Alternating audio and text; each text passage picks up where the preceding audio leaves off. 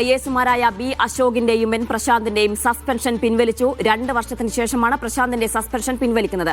1.5 മാസം മുൻപായിരുന്നു അശോകിനെതിരായ നടപടി.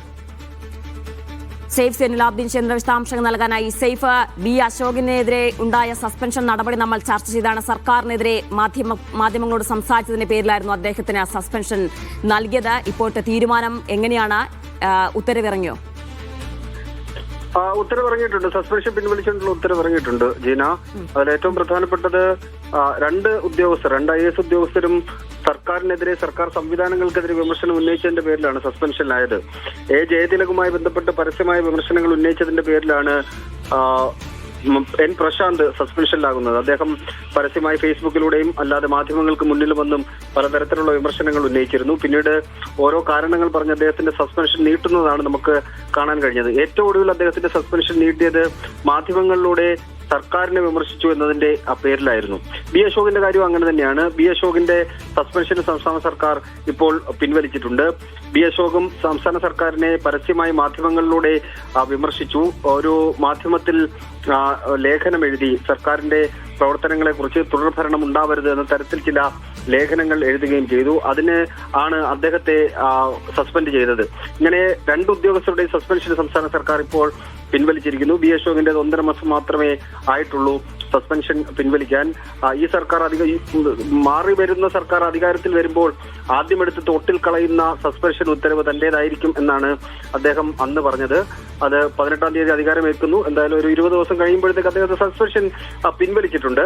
അതുപോലെ തന്നെ 2 വർഷമായിട്ട് സസ്പെൻഷൻ കഴിയുന്ന എൻ പ്രശാന്തിന്റെ എതിരായ നടപടിയും സർക്കാർ ഇപ്പോൾ പിൻവലിച്ച് അവർ 2 പേരും സർവീസിലേക്ക് തിരികെ വരികയാണ്. ഇനി IAS തലപ്പത്ത് ചില മാറ്റങ്ങൾ ഉണ്ടാകും. വകുപ്പ് സെക്രട്ടറിമാരടക്കം ചില മാറ്റങ്ങൾ ഉണ്ടാകും. അത് ഇന്നോ നാളെയോ ചിലപ്പോൾ ഉണ്ടായേക്കാനുള്ള സാധ്യതകളുണ്ട്. പോലീസ് തലപ്പത്തിൽ ചില അഴിച്ചുപണികളുണ്ട്. അങ്ങനെ സർക്കാർ അധികാരത്തിൽ വന്ന് മൊത്തത്തിൽ ഭരണതലത്തിൽ ഒരു മാറ്റം കൊണ്ടുവന്നതിന്റെ ഭാഗമായിട്ടാണ് 2 പേരുടെ സസ്പെൻഷൻ ഇപ്പോൾ പിൻവലിച്ചിരിക്കുന്നത്. ജീന, സേഫ്, ഇരുവർക്കും ഏത് വകുപ്പിന്റെ ചുമതല നൽകാനാണ് തീരുമാനം എന്നതുമായി ബന്ധപ്പെട്ട് എന്തെങ്കിലും സൂചന ലഭിക്കുന്നുണ്ടോ? ഇല്ല ജീന, അതിനകത്ത് ഈ മൊത്തത്തിൽ ഉദ്യോഗസ്ഥ തലപ്പത്ത് പലതരത്തിലുള്ള മാറ്റങ്ങൾ കൊണ്ടുവരാൻ വേണ്ടി സർക്കാർ ആലോചിക്കുന്നു. ഓരോ മന്ത്രിമാർക്കും ചില ഉദ്യോഗസ്ഥരോട് പ്രത്യേക താല്പര്യങ്ങൾ ഉണ്ട്. ആ താല്പര്യങ്ങൾ കൂടി പരിഗണിച്ച് മന്ത്രിമാരുടെ അഭിപ്രായം കൂടി പരിഗണിച്ചായിരിക്കും വകുപ്പ് സെക്രട്ടറിമാരെ അടക്കം തീരുമാനിക്കുന്നത്.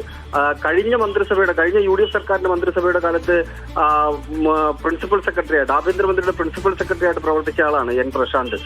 പിന്നീടാണ് അദ്ദേഹം കളക്ടർ പദവിയിലടക്കം പോകുന്നത്.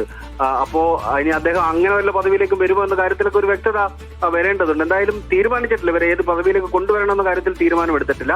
അത് വരും സമയങ്ങളിൽ എന്തായാലും ഉണ്ടാകും. മൊത്തത്തിലുള്ള അഴിച്ചുപണിയിൽ അവരുടെ വകുപ്പ് കൂടി തീരുമാനിക്കും ചെയ്യണം. സേഫ്, ഏറ്റവും പ്രധാനപ്പെട്ട കാര്യം നേരത്തെ സേഫ് സൂചിപ്പിച്ചതുപോലെ തന്നെ ഈ മുൻ സർക്കാരിനെതിരെ വിമർശിച്ചതിന്റെ പേരിൽ, സർക്കാരിനെതിരെ മാധ്യമങ്ങളോട് സംസാരിച്ചതിന്റെ പേരിലൊക്കെയാണ് ഇരുവരെയും സസ്പെൻഡ് ചെയ്തതെന്നതാണ് ഏറ്റവും പ്രധാനപ്പെട്ട കാര്യം. സർക്കാരിന് ഒരു പ്രതികാര നടപടിയാണെന്നുള്ള രീതിയിലൊക്കെ നമ്മൾ വലിയ രീതിയിൽ അത് ചർച്ച ചെയ്യുകയും ചെയ്തിട്ടുണ്ട്. പുതിയ സർക്കാർ അധികാരത്തിൽ വരുന്നു, UDF സർക്കാർ അധികാരത്തിൽ വന്നതോടെ ആദ്യം ചെയ്യുന്ന ഈ IAS തലപ്പത്തുള്ള ഈ അഴിച്ചുപണി, സസ്പെൻഷനിലായവരെ തിരിച്ചെടുക്കുക തുടങ്ങിയ കാര്യങ്ങളൊക്കെ, ഇതൊക്കെ എന്ത് സൂചനയാണ് നൽകുന്നത്? കഴിഞ്ഞ സർക്കാരിന്റെ തുടർച്ചയാണ്, സർക്കാരുകൾ തുടർച്ചയാണെന്നുണ്ടെങ്കിലും കഴിഞ്ഞ സർക്കാരിന്റെ നയമല്ല ഞങ്ങൾ തുടരുന്നതെന്ന് മുഖ്യമന്ത്രി VD സതീശൻ നിയമസഭയിലടക്കം പറഞ്ഞിട്ടുണ്ട്. അവരുടെ നയം അതല്ല. ഇടത് സർക്കാരിന്റെ നയവും ഒരു UDF സർക്കാരിന്റെ നയവും തമ്മിൽ വലിയ രീതിയിൽ പ്രത്യയശാസ്ത്ര പ്രകാരം നോക്കുകയാണെന്നുണ്ടെങ്കിൽ ഒരു വലിയ ആശയപരമായിട്ട് വലിയ വ്യത്യാസങ്ങളുണ്ട്. ആ നയമല്ല ഞങ്ങൾ തുടരുന്നത് വ്യക്തമാക്കിയിട്ടുണ്ട്. ആ സർക്കാരിന്റെ നയമല്ല ഈ സർക്കാർ തുടരുന്നത് എന്നുള്ളത് വേണം മനസ്സിലാക്കാൻ. ആ സർക്കാരിന്റെ നയം അവരെ സസ്പെൻഡ് ചെയ്യുകയാണെന്നുണ്ടെങ്കിൽ ഈ സർക്കാരിന്റെ നയം അവർ തിരിച്ചെടുക്കുക എന്നുള്ളതാണ്. സർക്കാരിന്റെ വിമർശനത്തിന്റെ പേരിൽ അങ്ങനെ സസ്പെൻഷനിൽ ആ ഉദ്യോഗസ്ഥർ നിൽക്കേണ്ടതില്ല എന്ന നിലപാട് മുഖ്യമന്ത്രി അടക്കമുള്ളവർ സ്വീകരിച്ചതിന്റെ ഭാഗമായിട്ട് സസ്പെൻഷൻ പിൻവലിക്കുന്നു എന്ന് കണക്കാക്കിയാൽ മതി. ജീന.